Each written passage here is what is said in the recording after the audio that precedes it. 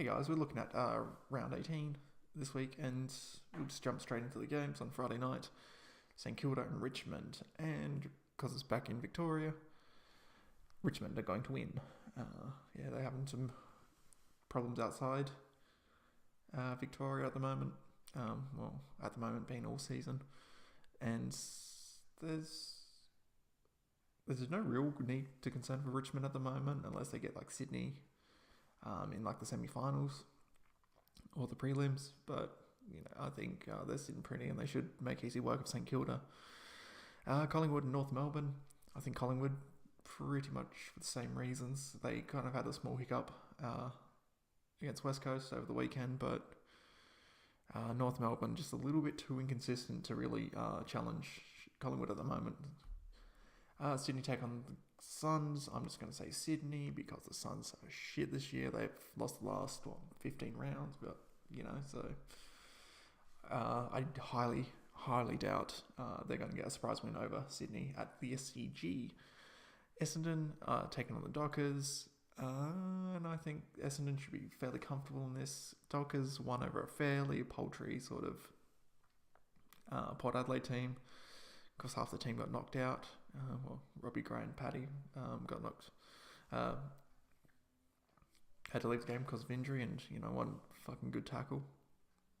But Essendon are having a really good run in form ever since the break. Maybe even a couple of weeks before that.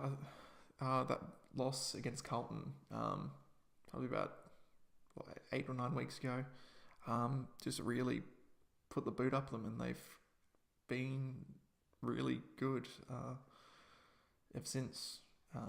Even though they've had a couple of losses, but I would definitely favour them over the Fremantle Dockers next week. Brisbane Lions versus Adelaide. I think the Crows will probably stop the Lions winning streak at the moment. It's kind of good to see like a team sort of start elevating like Brisbane at the moment, but the Crows did look good beating Geelong. They sort of really came together as a team for the first time in God knows how long, and beat a quality side as well. That being said though, they were 30 points up and only won by about 14, so the Cats did have a good sniff. And I think the Crows just need to sort of work on playing four quarters of football. So for me, this next match, Geelong versus Melbourne, is probably going to be the most interesting of the round. Just because it's going to let us know where both teams are at, because both of them gone through little shaky patches, and I don't know if has like the Geelong midfield, like the hype of like the Danger, Ablett and Selwood like trios that bubble pops. What are they doing? They're 8th at the moment, and they're in real danger of being kicked out of the top 8 this round by Melbourne.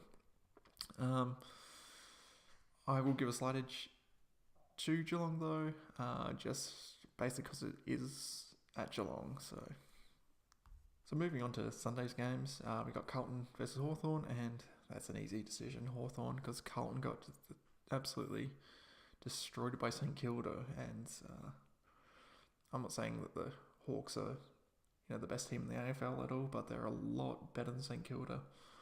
So the Hawthorn easily on that one. West Coast Eagles against the Bulldogs at WA.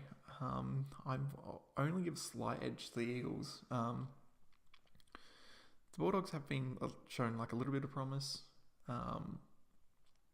over the last 3 or 4 weeks. I think like last week's game sort of got away from them a little bit.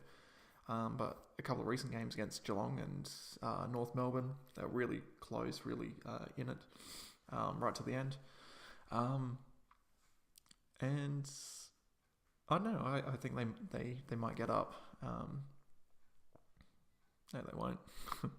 I'm going to back the Bulldogs, but I do expect West Coast to sort of get up in that one. And our last match of the round, I think the Power versus the Giants, and I think if Giants can bring like strong defensive pressure, I think the Power will probably lose. Over the last couple of weeks against St Kilda and against Fremantle on the weekend, they've just playing like a really bad style of football, and they deserve to lose. It was just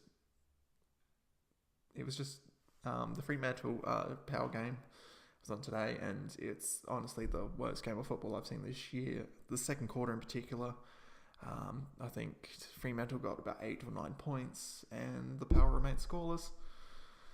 But they were still in front at half time. It's just the worst game of football.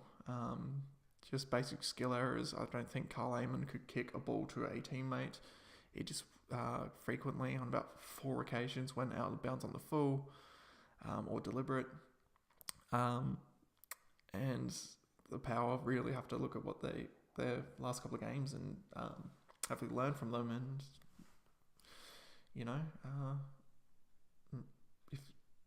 learn from the games if they have any hopes of getting over the Giants. So that's it for another week, guys. Thank you very much. Like, subscribe, and if you have any ideas what I'm going to do over the